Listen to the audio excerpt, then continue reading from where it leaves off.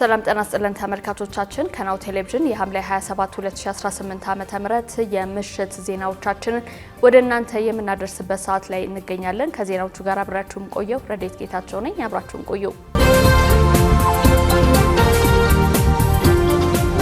አርስተ ዜና ኢትዮጵያን ሊፈታተኑ የሚሞክሩ ኃይሎችን ድባቅ የሚመታ ጀግና አየር ኃይል ተገንብቷል ሲሉ ሌተናል ጄኔራል ይልማ መርዳሳ ገለጹ። 15 የህወሓት ተዋጊዎች አስክሬን ሱዳን ሰቲት ወንዝ ውስጥ መገኘቱን የሱዳን ባለስልጣናት ገለጹ። ወደ ውጪ ስናልፍ ከኤርትራ ጋር የተጀመረ ሚስጥራዊ ሆነ ይፋዊ ዲፕሎማሲያዊ ግንኙነት አለመኖሩን አሜሪካ አስታወቀች። ወደ ቀዳሚ ዜናችን እንለፍ።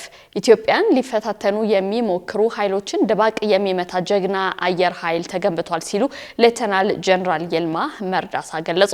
የኢፌድሪ አየር ኃይል አዛዥ ሌተናል ጄኔራል ይልማ መርዳሳ የአየር ኃይሉ የሶስተኛ አየር ምድብ ላስመዘገበው የላቀ የግዳጅና የስራ አፈጻጸም ስኬት በድሬዳዋ ከተማ በሚገኘው የምድቡ ጠቅላይ መምሪያ የእውቅና የምስጋና መርሃ ግብር ተካሂዷል።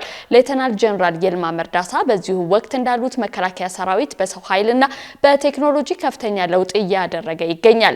አሁን የምንገኝበት ዘመን የውጊያ አካሄድና ስልት ለመገመት በሚያዳግት መልኩ በፍጥነት እየተቀያየረ ነው ያሉት አዛዡ ኢትዮጵያ በምትገኝበት ቀጠናም ያለው የኃይል አሰላለፍ ተለዋዋጭና ኢተገማች መሆኑን ጠቁመዋል። የፌዴራል አየር ኃይልም ይህንን ታሳቢ በማድረግ የዘመኑን ቴክኖሎጂ መጠቀም የሚችል የሰው ኃይል በማብቃት በርካታ ፓይለቶችን፣ ቴክኒሺያኖችንና የአስተዳደር ባለሙያዎች እያፈራ መሆኑንም የዘመኑን የውጊያ ቴክኖሎጂዎች እየታጠቀ እንደሚገኝ አረጋግጧል።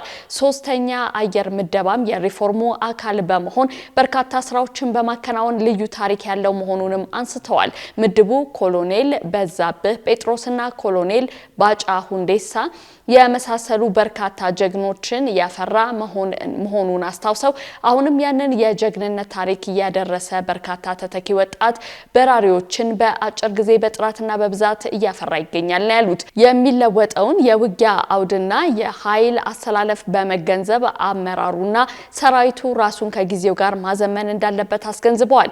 ኢትዮጵያን ሊፈታተኑ የሚሞክሩ ጠላቶችን መመከትና ድባቅ መምታት የሚያስችል ጀግና ተቋም መገንባቱን ገልጸው የምድቡ አመራሮችና የሰራዊት አባላት ግዳጃቸውን በጀግንነትና በስኬት በመወጣታቸው ሊኮሩ ይገባል ብለዋል። በቀጣይም ታላላቅ ተልእኮ እንደሚጠብቁ በመረዳት በሁሉም ረገድ ዝግጁነትን ማጠናከር እንደሚያስፈልግም ገልጸዋል። የብሔራዊ የመታወቂያ ፕሮግራም ወደ መንግስት ልማት ድርጅትነት መሸጋገሩን ይፋ አደረገ። ዜጎች አስፈላጊ ዶክመንቶችን የሚያስቀምጡበት ዲጂታል ዋሌትና የፊት ገጽ ማረጋገጫ ስርዓት ይፋ ተደርጓል። የብሔራዊ መታወቂያ ፕሮግራም ወይም ፋይዳ በመንግስት የልማት ድርጅትነት እንደገና ተደራጅቶ ፋይዳ ቨርስ ዲጂታል ሶሉሽንስ በሚል ስያሜ በኢትዮጵያ ኢንቨስትመንት ሆልዲንግስ ስር መካተቱ ተገልጿል። ይፋ በተደረገው የስራ ማስጀመሪያ መርሃ ግብር ላይ የኢትዮጵያ ኢንቨስትመንት ሆልዲንግስ ዋና ስራ አስፈጻሚ ዶክተር ብሩክ ታዬ የመደመር መንግስት በዲጂታል መሰረት ልማት ያስመዘገበው እምርታ የዜጎች ማህበራዊና ኢኮኖሚያዊ ተጠቃሚነት እያሳለጠ ይገኛል ብለዋል። የፋይዳ አገልግሎት በአፍሪካ ፈጣን ከሆኑ የዲጂታል ማንነት ስርዓቶች አንዱ የሆነ መምጣቱንም ጠቁመው የፋይዳ ቨርስ ተቋማዊ ሽግግር የአገሪቱን የዲጂታል ጥንካሬና ዓለም አቀፍ ተወዳዳሪነት ያጎለብታል ብለዋል። የፋይዳ ቨርስ ዋና ስራ አስፈጻሚ አቶ ዮዳሄ አርአያ ስላሴ በበኩላቸው በጥቂት ዓመታት ውስጥ የዜጎች ማንነት በዲጂታል መንገድ የመመዝገብ ሰፊ ስራ መከናወኑን ገልጸዋል። ተቋሙ ወደ ልማት ድርጅትነት ማደጉም የቴክኖሎጂ ፈጠራን ከዘላቂ የፋይናንስ መሰረት ጋር በማጣመር ለኢንቨስትመንት፣ ለፋይናንስ አካታችነትና ለዘመናዊ የመንግስት አገልግሎቶች ጠንካራ መሰረት የሚጥል ስትራቴጂያዊ እርምጃ መሆኑን አስረድተዋል። በአዲስ አበባ ከተማ በነገው ዕለት የጥገና ስራ ለማከናወን የሚቋረጥ የኃይል አቅርቦት መኖሩ የኢትዮጵያ ኤሌክትሪክ አገልግሎት አስታወቀ። በዚህ መሰረት አገልግሎቱ ሐምሌ 30 ቀን 2018 ዓ.ም የጥገና ስራ ለማከናወን የኃይል አቅርቦት የሚቋረጥባቸው አካባቢዎችን ዝርዝር ይፋ አድርጓል። ከጠዋቱ 4 ሰዓት እስከ 11 ሰዓት ኮተቤ መሪ አያት አደባባይ፣ ሲቪል ሰርቪስ መሪ ሚካኤል፣ ተክለ ብርሃን አምባዬ፣ ቡራዩ መስጊ መስጊድና አካባቢው ሪፍት ቫሊ ዩኒቨርሲቲ ጸርሃ ጽዮን ቤተክርስቲያን ቡራዩ ወለጋ ሰፈር ድሬ ከአስፋልት በታች ጉዳ ኬላ ጉዮና አካባቢው ታጠቅ ኢንዱስትሪ መንደር በከፊል ቶልቻ ድሬ ከአስፋልት በላይ ገፈርሳ ውሃ ግድብ ሲሊ ከረላ መናገሻና አካባቢው የኃይል አቅርቦቱ ይቋረጣል ተብሏል። በተመሳሳይ ከጧቱ 2 ሰዓት እስከ 10 ሰዓት ተኩል ለገጣፎ ባጫ ሞል ሚካኤል ቤተክርስቲያን የካባዶ ኮዬ ፈጪና አካባቢው እንዲሁም ከጧቱ 3 ሰዓት እስከ 10 ሰዓት 10 ኪሎ በከፊል ዶሮ እርባታ ቀንብሬ አፍሪካ ልህቀት ማዕከል አርኪ ውሃ ሱሉልታ መሃል ከተማ ለገዲማ ጫንጮ አቢሲኒያና አካባቢው መብራት አይኖርም ተብሏል። በተጨማሪም ሲሚንቶ ሳሊተ ምህረት ቤተክርስቲያን ጆርጅ ዘይት ቤት ሜታቢራ አካባቢ የኤሌክትሪክ ኃይል ይቋረጣል። ስለሆነ በአካባቢው የምትገኙ ክቡራን ደንበኞቻችን ይህንኑ በመገንዘብ ከወዲሁ ተገቢውን ቅድመ ዝግጅት እንድታደርጉ እናሳውቃለን ሲል አገልግሎቱ አሳስቧል። 15 የህወሓት ተዋጊዎች አስክሬን ሱዳን ሰቲት ወንዝ ውስጥ መገኘቱን የሱዳን ባለስልጣናት ገለጹ። በቅዳሜው የሸረሪና ውጊያ ምክንያት በሱዳን ሰቲት ወንዝ ውስጥ 15 የህወሓት ወታደሮች አስክሬን መገኘቱን ሱዳን ትሪቡንና ኤኤፍፒ ዘግቧል። የሱዳን ሕክምና ባለሙያዎች ለአልጀዚራ እንደዘገቡት በሸሬና ጦርነት ከሞቱ የህወሓት ተዋጊዎች ውስጥ 15ቱ በሰቲት ወንዝ አስክሬናቸው በሱዳን ውስጥ ተገኝቷል። በተጨማሪም 6 የቆሰሉ የህወሓት ተዋጊዎች በሐምዳይት ከተማ በሚገኝ ሆስፒታል ሕክምና የተደረገላቸው ይገኛል ተብሏል። በርካታ ቆስለው የተረፉ ምስክሮችንም እያከመ መሆኑን የሱዳን ሐኪሞች ገልጿል። ባለፉት ጥቂት ቀናት በተቀሰቀሰው ውጊያ ምክንያት በመቶ የሚቆጠሩ ኢትዮጵያውያን ህይወታቸውን ለማዳን ወደ ጎረቤት ሱዳን ተሰደዋል ብሏል። ህወሓት የኢትዮጵያ መንግስት ሰፊ የመሬት ጥቃት ሰንዝሮብኛል ሲል የከሰሰ ሲሆን የፌዴራል መንግስት በበኩሉ በጉዳዩ ላይ የሰጠው ምላሽ የለም። ቱርክ በኢትዮጵያ የሚገኘውን ታሪካዊውን አልነጃሺ መስጂድ እድሳት ማጠናቀቋ ተገለጸ። የቱርክ ዓለም አቀፍ ትብብርና ቅንጅት ኤጀንሲ በኢትዮጵያ ትግራይ ክልል የሚገኘው ታሪካዊውን አልነጃሺ መስጂድና በቅጥሩ የሚገኙ መቃብራት እድሳት ማጠናቀቁን አስታውቋል። የቱርክ ኤጀንሲ በመግለጫው እንዳመላከተው ፕሮጀክቱ የጋራ ባህላዊ እሴቶችን ለማስፋፋትና የሁለትዮሽ ትብብርን ለማጠናከር ተከናውኗል። ወደ መስጂዱ የሚያመራውንና የሶሃባዎች መንገድ የሚባለውን የእግር መንገድ ማሻሻያ አካቷል። ታሪካዊ ስፍራውን ለጎብኚዎች ምቹ ያደርጋል ብለዋል። እንዲሁም አካባቢውን የሆቴል የንግድና የሙዚየም መሰረተ ልማቶችን በማሳደግ የቱሪዝም እንቅስቃሴን ያጠናክራል ነው የተባለው። ውቅሮ አቅራቢያ የሚገኘው አልነጃሺ መስጂድ በአፍሪካ የመጀመሪያው መስጂድ እንደሆነ ይነገራል።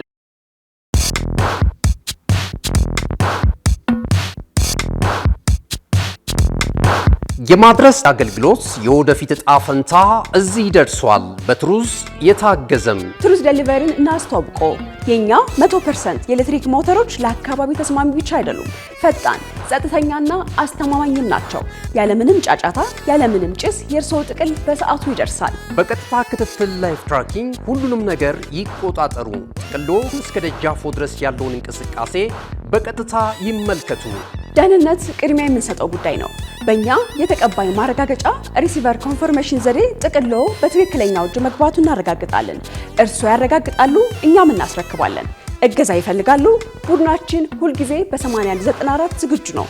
ትሩዝ ዴሊቨሪ ለአካባቢ ተስማሚ፣ ደህንነቱ የተጠበቀና የቀጥታ ክትትል ያለው። ዛሬውኑ በ8194 ይደውሉ። ተመልካቾቻችን ያላችሁት ናሁ ቴሌቪዥን ላይ ነው። አሁን ደግሞ ወደ ውጭ ዜናዎች እናልፋለን። በዩክሬን ኪየቭ ክልል በሩሲያ የሚሳኤል ጥቃት የ14 ሰዎች ህይወት ሲያልፍ 27 መቁሰላቸው ተገለጸ። የዩክሬን ዋና ከተማ ኪየቭ በአካባቢው ክልል ላይ የተሰነዘረው የሩሲያ ባሊስቲክ ሚሳኤል ጥቃት ቢያንስ 14 ሰዎች መግደሉንና ሌሎችን 27 ማቁሰሉን የከተማዋ ወታደራዊ አስተዳደር አስታውቋል።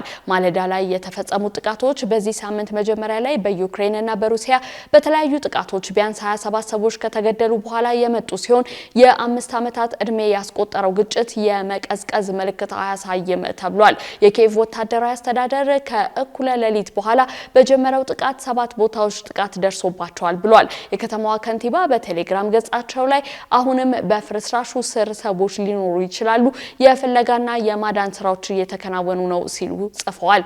ዩክሬን ከቅርብ ወራት ወዲህ የአየር ክልሏን ከሩሲያ ባሊስቲክ ጥቃቶች ለመጠበቅ የአሜሪካ ሰራሽ የፓትሪዮት ሚሳኤል መጥለፊያዎችን ተጨማሪ አቅርቦት እንዲሰጧቸው አጋሮቿን ስትማጸን ቆይታለች። የዩክሬን ፕሬዝዳንት ቮሎዲሚር ዜሌንስኪ የባሊስቲክ ሚሳኤል መጥለፊያ እጥረት ሩሲያ የሰውን ሕይወት የሚቀጥፉ መሰል ጥቃቶችን እንድትሰነዝር ያበረታታል ብለዋል።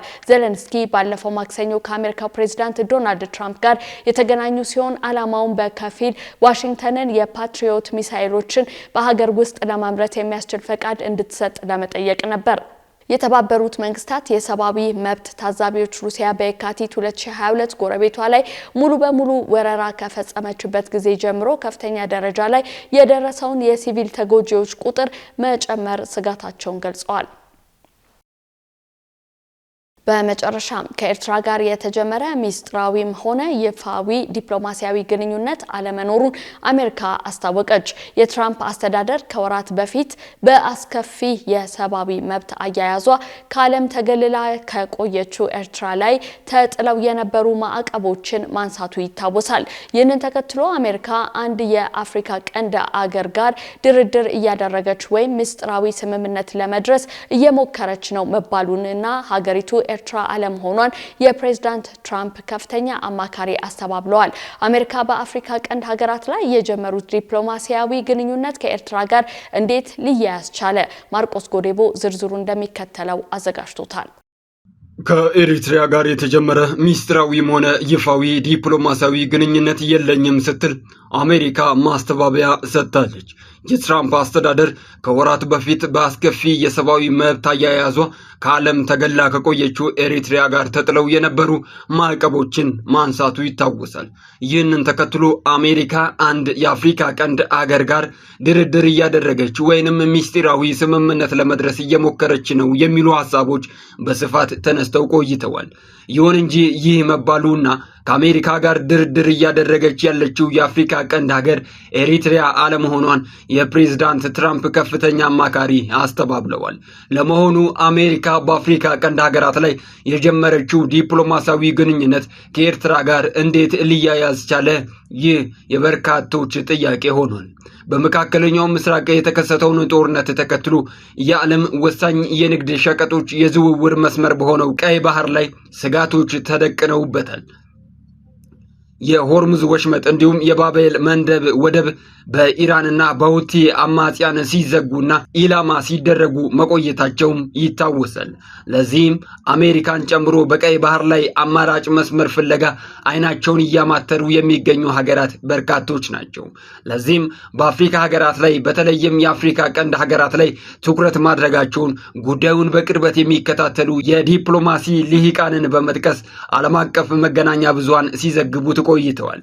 እነኚህን ተከታታይነት ያላቸውን ዘገባዎች መውጣታቸውን ተከትሎ አሜሪካ ከሁለት አስርት ዓመታት በላይ በኤርትራ ላይ ጥላቸው የነበሩ ማዕቀቦችን ለማንሳት መወሰኗንም ይፋ አድርጋለች። በዚህም አሜሪካ የቀይ ባህርን ለመጠቀም የመረጠቻት የአፍሪካ ቀንድ ሀገር ኤሪትሪያ ሳትሆን አትቀርም የሚሉ ሀሳቦች በስፋት ተነስተዋል።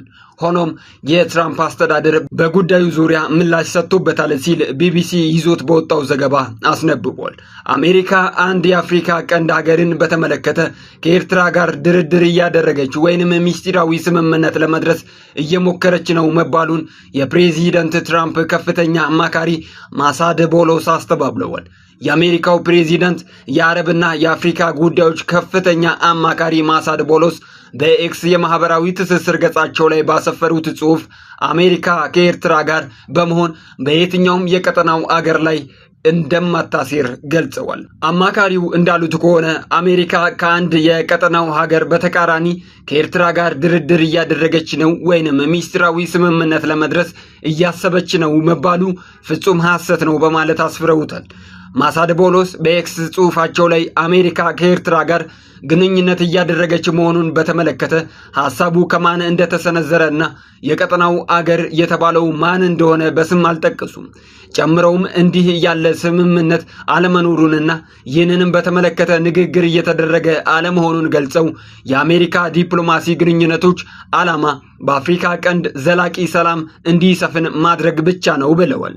ጨምረውም ስምምነቶችን ወይንም ሌሎች ክስተቶችን በተመለከተ የሚቀርቡ ሐሰተኛና አሳሳች መግለጫዎች፣ ስምን የሚያጠፉ ግምቶችና መሰረት የሌላቸው ክሶች በቅን ልቦና የሚደረጉ የዲፕሎማሲ ግንኙነቶችን በማዛባት ዘላቂ ሰላምን የማስፈን ተስፋን አደጋ ላይ ይጥላሉ በማለት ወቅሰዋል።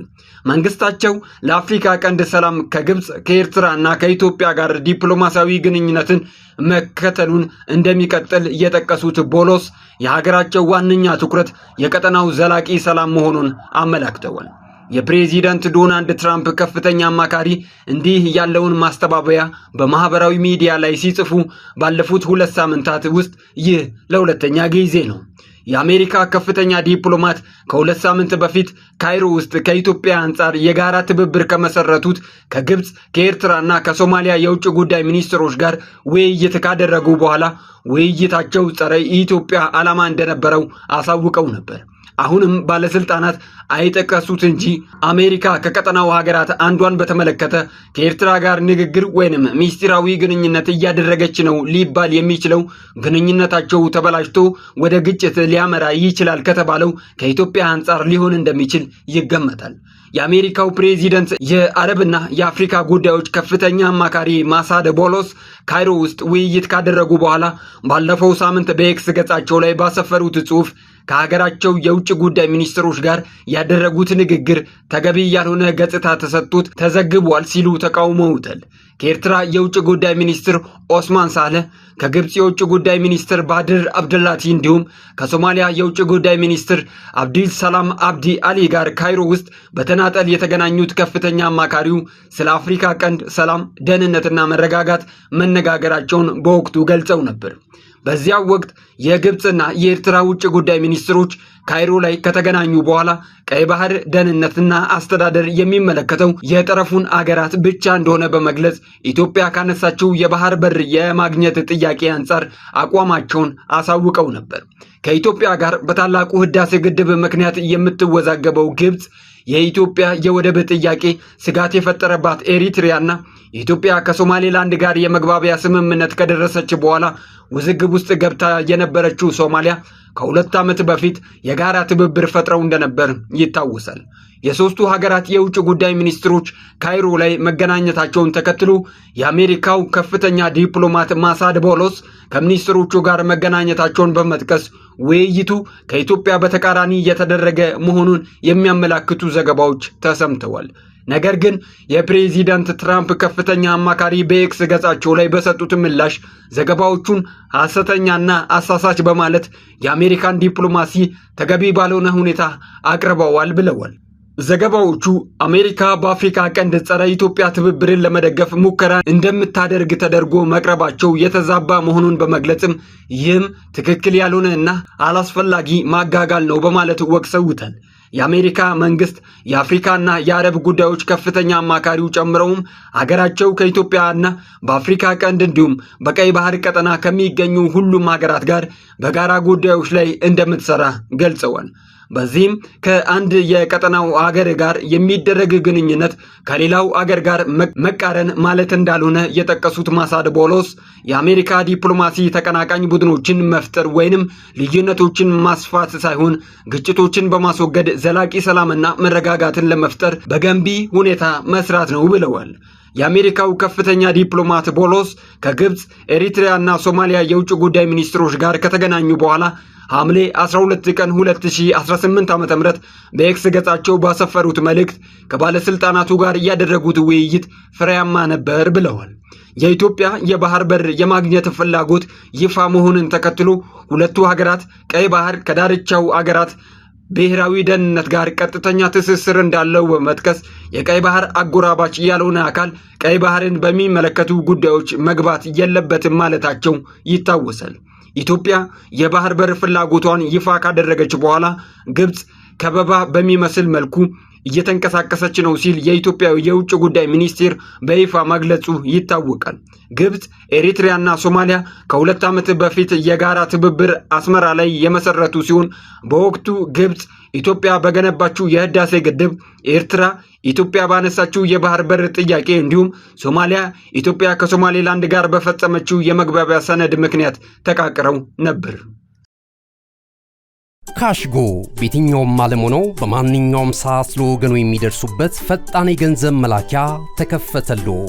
ማስተርና ቪዛ ካርዶን በመጠቀም ከ5 እስከ 20 ዶላር የሚልኩበት አዲስ የገንዘብ መላኪያ መንገድ። ካሽጎን ለየት የሚያደርገው የትኛውም የገንዘብ ዝውውር በፍጥነት አገልግሎት ከመስጠቱም ባሻገር ለማንኛውም አገልግሎት ምንም አይነት ክፍያ አለመጠየቁ ነው።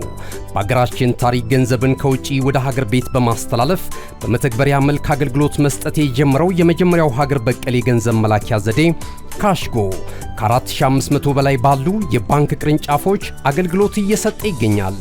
ገንዘቦን በሰኮንዶች ልዩነት ውስጥ ይፈልጉ በአካውንቶ ወይንም በእጆ ቆጥረው የሚወስዱበት ልዩ ዘዴ። በቅርቡ ሁሉንም ኢትዮጵያዊ ባለቤት ለማድረግ ጉዞ የጀመረው ካሽጎ ዛሬውኑ መተግበሪያውን በስልኮ ላይ በመጫን የአገልግሎቱ ተጠቃሚ ሆኑ። ፍጥነት መለያችን፣ ኢትዮጵያን መክፈቻችን፣ ካሽጎ ነው መላኪያችን። ካሽጎ የአዲሱ ትውልድ ብራንድ። ተመልካቾቻችን ዜናዎቻችን እነዚህን ይመስሉ ነበር። ከዜናዎቹ ጋር አብራችሁ የቆየሁት ረዴት ጌታቸው ነኝ። ጤና ይስጥልኝ።